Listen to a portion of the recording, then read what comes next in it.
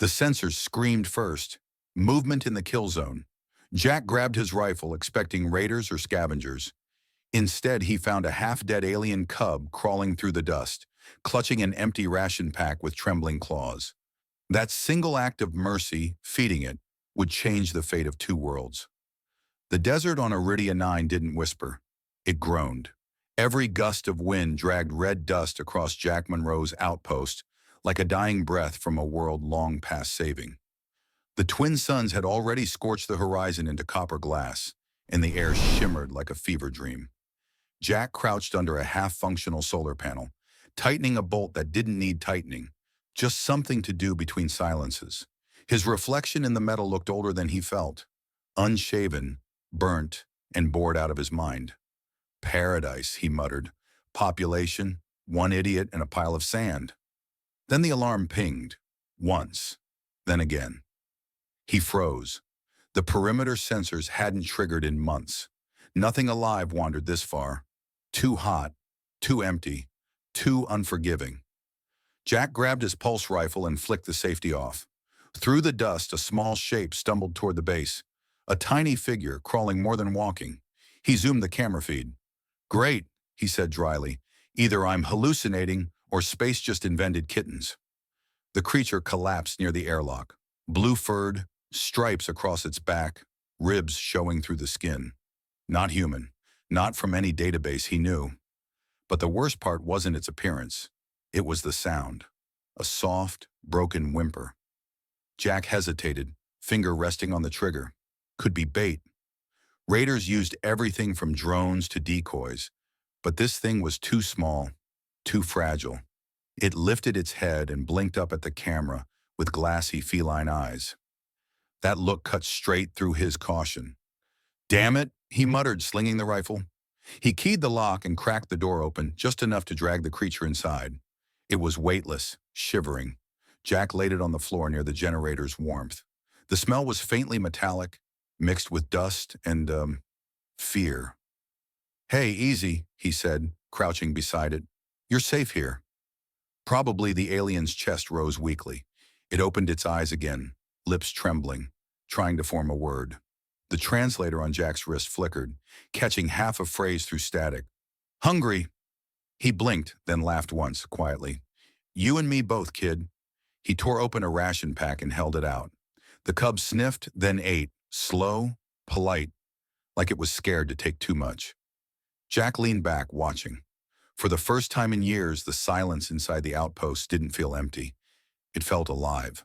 The next morning, Iridia 9 woke the way it always did, angrily. The suns tore through the thin clouds, painting everything in white fire. Jack blinked against the glare as the outpost's cooling fans groaned like old men who'd given up on hope. He poured the last of his lukewarm coffee and glanced toward the corner where the little alien lay wrapped in his emergency blanket. The cub was gone. Kid? He checked the hallway, the storage bay, even under the workbench. Nothing. Just footprints in the sand outside the door. Too small to last long before the wind erased them. Jack sighed, rubbing grit from his eyes. Figures. Rescue one alien, and it ghosts you before breakfast. He stepped outside, rifle slung lazy but ready. The heat hit him like an open furnace. Then, movement on the ridge. Not the cub. Taller, leaner, moving with purpose. The silhouette came closer until sunlight caught blue-black fur and gold eyes that glowed like molten metal. She was magnificent, predator grace wrapped in alien armor. Every instinct in Jack's body screamed danger, but the part of him that had forgotten how to feel just stared. The small cub darted out from behind her legs, chirping a sound that might have been joy. Jack's heart unclenched a little. The woman stopped a few paces away, lowering her spear. When she spoke, her voice was melodic but rough around the edges, like someone learning to sing in another language. Human, you feed my son, Jack blinked. Yeah, he kind of broke into my kitchen. Her head tilted, studying him as though decoding the joke. Then she touched her chest. I am Karen. My people owe you life debt. Oh, great, Jack muttered. I save a kid and get a cultural invoice. A faint rumble escaped her throat. A purr or maybe laughter. For the first time, he realized her expression wasn't hostile. It was curious, grateful even. Before he could respond, the cub squeaked and pressed against her leg. Corinne's eyes shifted, the fur along her neck rising. Her voice dropped to a growl. "They come." Jack followed her gaze to the horizon. Dust plumes, metallic glints, hover skiffs cutting across the desert fast. "Hunters," she said. "They track us." Jack raised his rifle, pulse quickening. "Guess the welcome party's early." The desert wind carried her answering snarl. Low, fierce, and oddly comforting. For the first time in years, Jack realized he wasn't just fighting to survive anymore. He was fighting with someone. The hum of engines grew louder until it felt like the air itself vibrated. Jack ducked behind a rusted solar panel, peering through his rifle scope. 6 hover skiffs, armored and fast, kicking up a storm of red dust. Corinne crouched beside him, her fur bristling like an electric current. The cub clung to her side, eyes wide but silent. Even terrified, the kid didn't make a sound. Tough little thing, Jack thought. "Hunters," Corinne murmured, nostrils flaring. "Dracoth Syndicate. Slavers." Jack frowned. "Figures. Every galaxy's got its bottom feeders." He tapped the control pad on his wrist. The station's perimeter shield sputtered, then stabilized with a flicker of blue light. "Won't stop them for long," Isarihinor said, "but it might slow them down." Corinne turned those golden eyes on him. "You have fought before." Jack gave a humorless chuckle. "Yeah, fought for the wrong people," though she tilted her head, waiting. He wasn't sure why he answered. Maybe because she was the first living thing to actually ask. "Terran Ranger Corps," he said, "used to believe we were the good guys. Until I found out the civilians we were evacuating were test subjects, genetic programs, weapons." Her expression darkened, fur along her spine rippling. "My mate, he died escaping those same experiments." For a moment, neither spoke.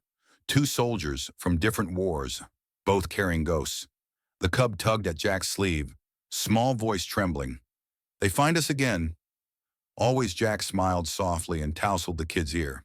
"Not today." He stood, shaking off the weight of memory. "All right, new plan. You two hide in the bunker. I'll give these bastards a reason to regret their career choices." Corinne rose with him, gripping her spear. "You would face them alone?" "I've been alone a long time," he said, locking the rifle's power cell with a sharp click. "But maybe today's a good day to change that." Her eyes softened. A low purr vibrated through the air, a sound that somehow steadied him. The first laser bolt sliced past, scorching the sand. Jack ducked, grinning through the adrenaline. "Showtime," he fired back, a precise burst that hit the lead skiff's engine. Flames bloomed across the desert like dawn breaking early. Corinne's growl turned to a battle cry. The war he'd been running from had finally found him. But this time, it felt like redemption. The attack came fast. Too fast. The first explosion hit the western wall, shaking the outpost like a tin can in a storm. Jack hit the floor, dragging Karen down with him as sparks rained from the ceiling. The cub screamed, then clamped his small claws over his mouth, trembling. "Stay low," Jack shouted, scanning the security feed on his wrist. "They're surrounding us." Corinne was already moving, fluid, fearless. She leapt to the control panel and jammed her spear's energy tip into the wiring. The lights flickered, then the defense turrets outside roared to life, spitting plasma across the dunes. Jack couldn't help a half smile. "Remind me never to argue with you." Her ears twitched. "Noted." The hunters regrouped outside, firing coordinated volleys. The outpost shuddered under the assault. Jack returned fire through a cracked viewport, dropping 2 of them. Then the alarm screamed. "Breach detected. East corridor." "Cover the cub," he ordered, sprinting for the hall. Corinne followed anyway. "I will not hide while you bleed." They reached the corridor just as a trio of Dracoth soldiers cut through the outer door. Scaled, armored, and merciless. Jack fired first. 1 went down. The other 2 rushed in, blades drawn. Corinne met them head-on, moving like lightning, spear flashing through red light and smoke. Jack caught himself watching her more than the fight. Her precision, her fury, the way her every motion had purpose. Not chaos, not panic, control. When it ended, both hunters lay still, and Corinne's shoulder bled where a blade had grazed her. Jack tore a strip from his sleeve, pressing it to the wound. "You're hit," she hissed but didn't pull away. "You worry for a warrior?" "I worry for my team," he said quietly. Her golden eyes met his, steady. For a heartbeat, the battle outside didn't exist. The silence between them carried more power than the guns. Then she smiled faintly, voice soft. "Among my people, when you protect one's life twice, you share it." Jack froze, halfway between disbelief and a grin. "You're saying what I think you're saying?" Corinne tilted her head, eyes glinting. "That depends. Do humans kiss before or after battle?" Another explosion shook the station. Jack sighed. "Guess we'll have to survive to find out." They turned back to the fight, shoulder to shoulder, two warriors from different worlds finally fighting for the same one. The battle didn't end. It simply burned itself out.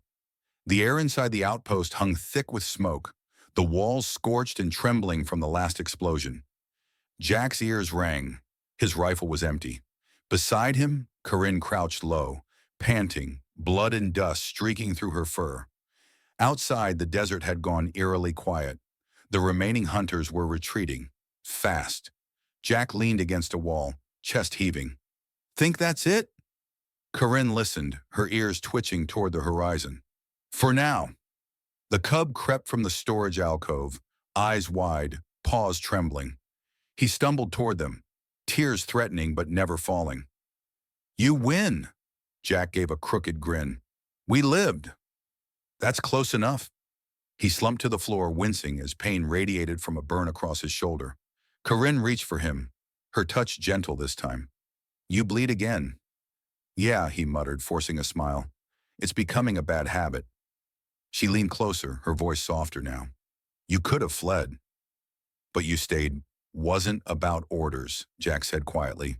"It was about doing something right, for once." For a long moment, they just looked at each other. The hum of damaged circuits filled the silence. Then through the haze, a distant rumble echoed overhead. Corinne's fur bristled. Jack turned toward the sound. "Ships. Big ones." "Not theirs," Karen whispered. "Different engines." Jack dragged himself to the console. The scanner blinked. Terran military signal detected. His heart sank and lifted all at once. "Of course. When the fighting's over, then they show up." Moments later, a voice crackled through the radio, formal but warm. "Lieutenant Jack Monroe, this is Captain Rice of the Terran Vanguard. Stand down. We're here to assist." Jack looked at Corinne. "Assist," he repeated dryly. "That's military talk for explain yourself later." She smiled faintly. "Then explain. But not before you rest." He exhaled, finally letting the weight fall off his shoulders. The cub crawled into his lap and curled there, purring faintly, small and safe. Outside, the sky filled with light as Terran medics descended. Jack watched them through the cracked window, humans and aliens working side by side to pull survivors from the wreck. He looked at Karen, then at the child. "Guess I'm not alone anymore." Karen leaned closer, her eyes bright in the smoke. "No, human," she murmured. "Now you belong." The suns rose together over Iridia 9, burning gold through the dust, a world reborn from silence. They say the universe doesn't care, that it burns, forgets, and moves on. But sometimes, just sometimes, one small act of kindness bends it in another direction. A soldier feeds a starving cub on a forgotten planet, and the story of two species changes forever. Jack Monroe never planned to be a hero again. He didn't save a kingdom or win a war. He just opened a door and shared his food. And somehow that was enough to start everything that came after. Love, trust, peace. A whole new beginning born out of mercy. On Iridia 9, the suns still rise over the red sand, and somewhere inside a rebuilt outpost, laughter echoes where silence used to live. A human voice, a feline purr, a child who no longer hides from the light. Maybe that's what makes us truly human. Not the battles we win, but the moments we choose to be kind when no one's watching.